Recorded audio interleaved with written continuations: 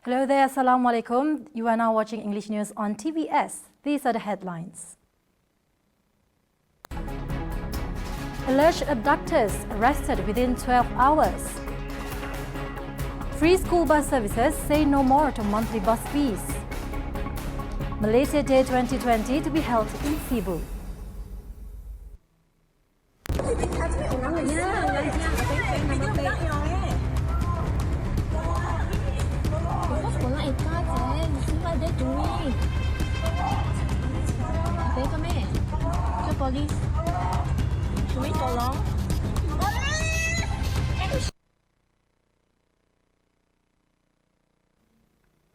Swift action by police led to the arrest of the 5 men in connection to an abduction of a man at Jalan Bintang Miri at 4:30 p.m. on Tuesday. Miri District Police Chief ACP Lim Meng Siah said the men aged between 18 to 40 years old were rounded up less than 12 hours after a report was lodged.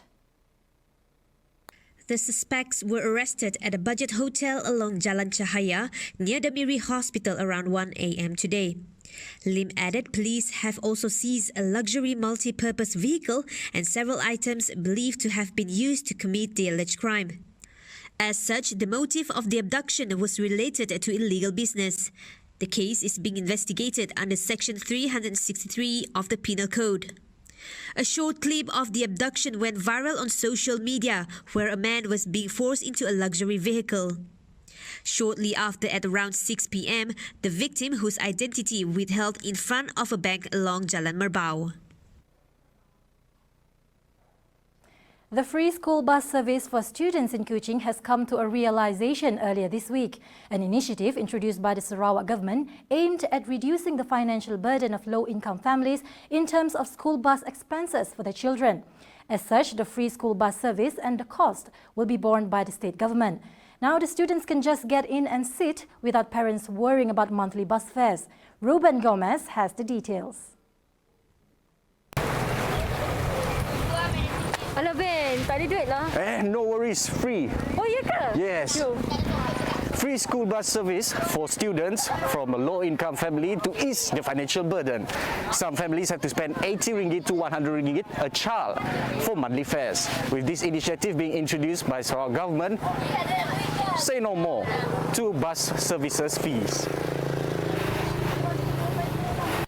With the free school service now in operation and Kuching as its testbed has proven to be efficient, School Bus Operators Association for Kuching Samarahan Division Chairman Sawai Ani lauded the initiative introduced by the state government to accommodate the financial burden of parents. Projek ini yang cukup bagus untuk murid-murid sekolah yang turun dengan balik sekolah, dan kebaikan dia untuk ibu bapa untuk mengurangkan beban, tak payah bayar, kerajaan yang bayar kos dia. Jadi saya mohon kepada ibu bapa, tolonglah suruh anak naik bas yang percuma ini. Kawasan lain banyak, 18 kawasan yang diguna untuk 46 buah van dengan bas dalam bandar Kuching sahaja. Several trips are expected in a day to ensure that students can arrive to school and return home safely, with option of boarding either the school bus or vans assigned to its respective schools. SMK Santubong Senior Assistant of Student Affairs, Abid Hong, expressed his gratitude towards the state government as the initiative have bring about positive implication to communities in Santubong. Sebab perkhidmatan bas percuma ini dapat meringankan beban ibu bapa, sebab kebanyakan ibu bapa di kawasan sekolah ini kebanyakan daripada kumpulan B40. Jadi terima kasih kepada Kerajaan Negeri Sarawak lah atas inisiatif yang terbaik untuk membantu ibu bapa, komuniti dan masyarakat sekitar di kawasan Sentubong, Buntal, Pasir Pandak, Salak dan juga Sungai Lumut, yang mana mereka merupakan komuniti yang menghantar anak-anak ke sekolah SMK Sentubong. Terima kasih Kerajaan Negeri Sarawak. The program was launched by Chief Minister Dato' Petinggi Abang Johari Tun Openg on July 15. Kuching will serve as a pilot. Once the service is efficient, it will be implemented in other urban areas like Miri and Cebu. The 2020 Malaysia Day celebrations on September 16 will be held in Cebu Indoor Stadium. Minister of Utility Datuk Seri Dr. Stephen Rundi Utom said the stadium was chosen as the venue after taking into account several factors, namely strategic location as well as a conducive environment in line with COVID-19 SOP guidelines. Stephen Rundi also said the stadium has the capacity to cater for a large number of people. However, the Central Committee have set a maximum number to 1,000 peoples. Thereby, any changes arise will be dealt appropriately. According to Rundi, the 2020 Malaysia Day celebrations will follow the standard operating procedures set during the Recovery Movement Control Order. In order to adhere to the SOP guidelines, entry and exit points will be monitored and temperature monitors will be used. He said when chairing a Central Committee meeting for the 2020 Malaysia Day celebrations at a hotel in Cebu today. As the celebrations are once again held in the state and hosted in Cebu this time, this is seen as a recognition of Sarawak. The 2020 Malaysia Day celebrations will be attended by the Yang di-Pertuan Negeri Tun Pehin Sri Abdul Taib Mahmud, Prime Minister Tan Sri Muhyiddin Yassin, Sarawak Chief Minister Datuk Petinggi Abang Johari Tun Openg and Sabah Chief Minister Datuk Sri Safi'i Abdal.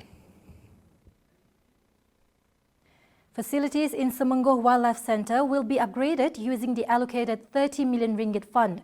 According to Chief Minister Datuk Petinggi Abang Johari Tun Openg, it is hoped that the centre's facelift would attract more visitors. Among the facilities to be upgraded includes internet connectivity that would ease communication with the outside world. Di projek yang kita lancarkan hari ini sebahagian daripada upgrading exercise. Di Semenggol, seperti mana yang telah diumumkan, kita akan memberi pertukaran 30 juta lebih untuk kita menaik taraf facility dan juga accessibility kepada kawasan ini dibahagi kepada 3. Satunya satu entrance point dan keduanya botanical garden kerana banyak tropical plants yang juga mempunyai their own content which is very important situ. Kita bangunkan di kawasan botanical garden. Dan yang satu pula ialah tempat kita melihat apa yang terdapat di kawasan Semenggol ini, iaitu Wildlife Centre. Dan ketiga-tiga ini di-link. Kita linkkan. Dan sementara itu kita akan juga menaik taraf internet accessibility in this area. So we have to have a very fast speed internet. Ini akan dilaksanakan oleh SMA bekerjasama dengan Sarawak Forestry, dan dengan cara itu para pelawat kita dapat menghubungi akses kepada dunia luar mengenai apa yang ada di Semenggol Centre ini. Abang Johari added, besides the Semenggol Wildlife Centre, the Nia, Bako and Lambe National Park will also be upgraded in the effort to make Sarawak a hub in nature conservation. Yang penting juga ialah penyelidikan research important. So we have to provide also spaces for people to do research on our biodiversity. And that will balance kita pun effort on conservation as well as habitat. These two must coexist. Dengan cara itu, saya fikir one of the effort we have done here is to make Sarawak the center, the hub of conservation. And the Sarawak government is putting a lot of investment now in our effort to green our state. As you know, besides Semenggol, we are upgrading our Nia cave. Nia kita upgradekan, termasuk juga lah di Bako National Park. Nah, kita upgrade dan juga di Lambe kita upgrade. Satu lagi kawasan iaitu di Mulu, di belakang Mulu, apa disebut sebagai Gunung Muda. Gunung Muda ini aksesnya daripada Limbang. The agricultural, livestock and fishery sectors could propel Sarawak to become a high-income state. Deputy Chief Minister Dato' Amar Douglas Ugahamba said for that to happen, rural farmers would need to take advantage of every opportunity and program that the government provides. Sebab itu yang Pembantu Ketua Menteri telah meluluskan 260 juta lebih untuk Agriculture Facilitation Fund. Tidak pernah Kementerian Pertanian diberi peruntukan yang seperti itu.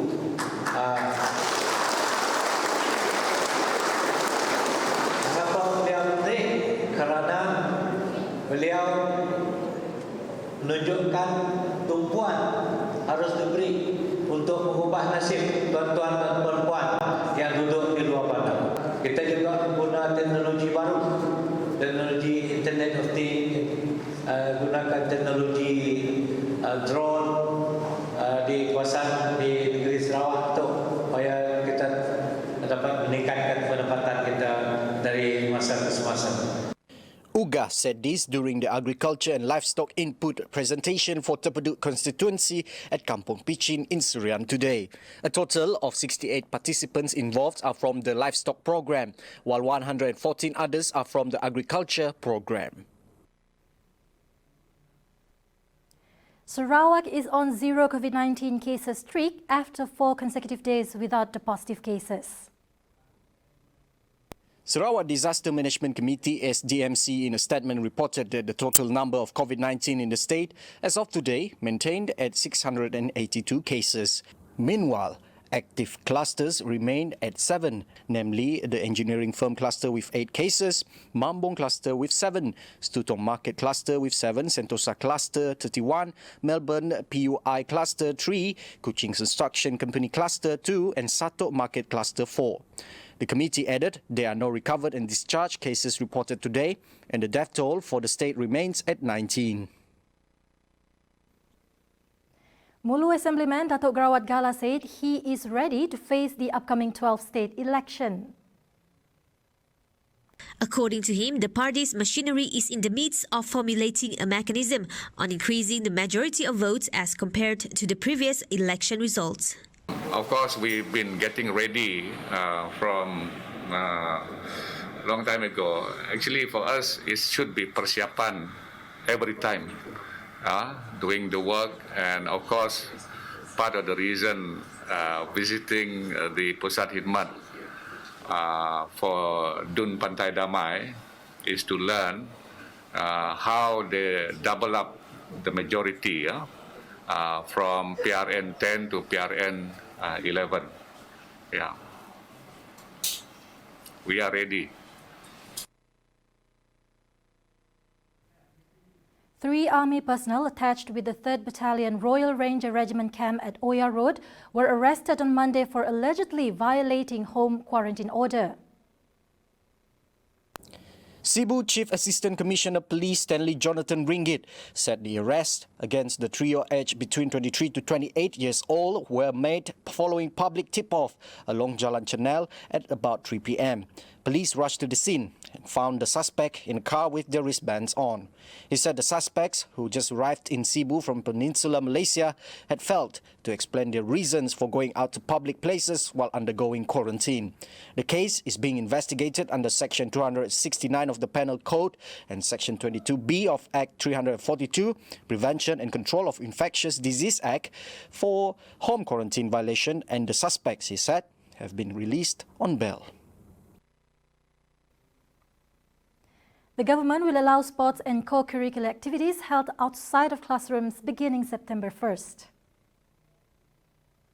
According to Senior Minister for Security Cluster, Datuk Sri Ismail Sabri Yaakob, the decision was made on Tuesday at a special cabinet meeting on the implementation of the Movement Control Order MCO after attending an Education Ministry MOE presentation on the guidelines of the activities.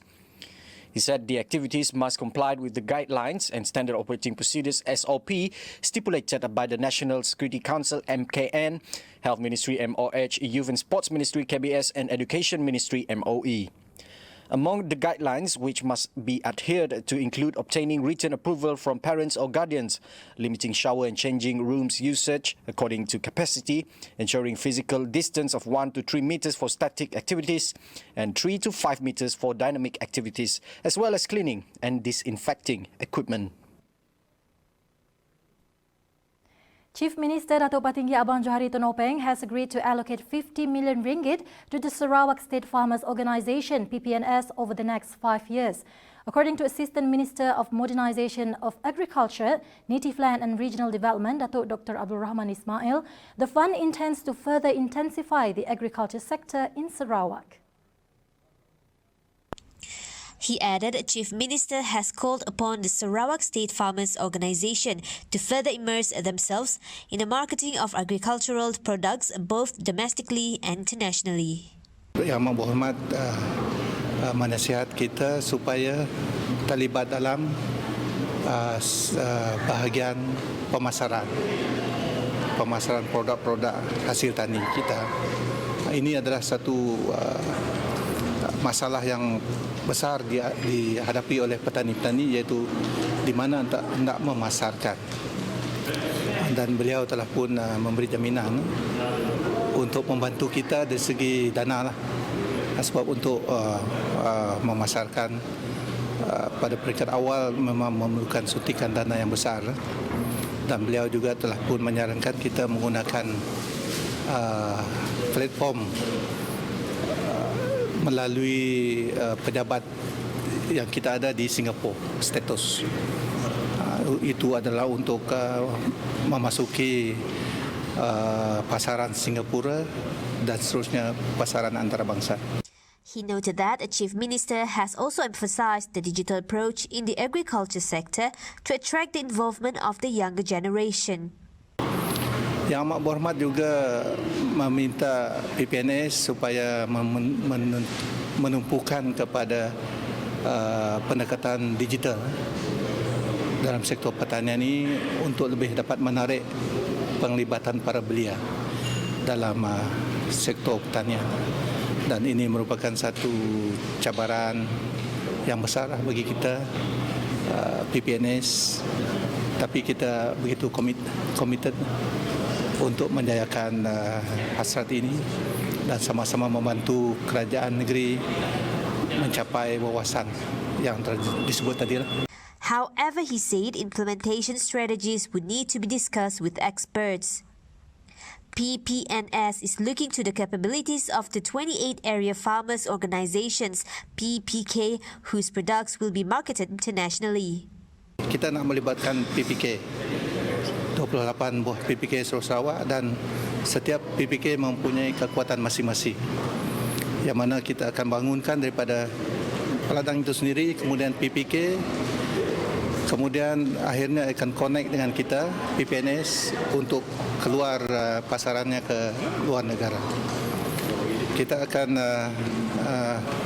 meminta pendapat pakar-pakar daripada luar, daripada kerajaan dan sebagainya. Ini memerlukan satu pendekatan yang konkret. Kita tak mau buat secara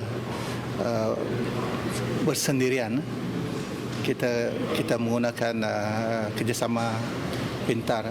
Mungkin juga company yang besar pun kita boleh bawa untuk berbincang bersama untuk merangka strategi yang boleh diaplikasi untuk mencapai apa yang diimpikan.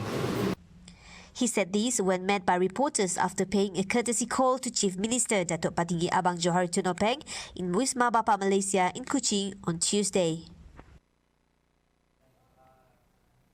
And that concludes the English news for tonight. I'm Shira Mansor for TVS. Salam Sarawak ku sayang.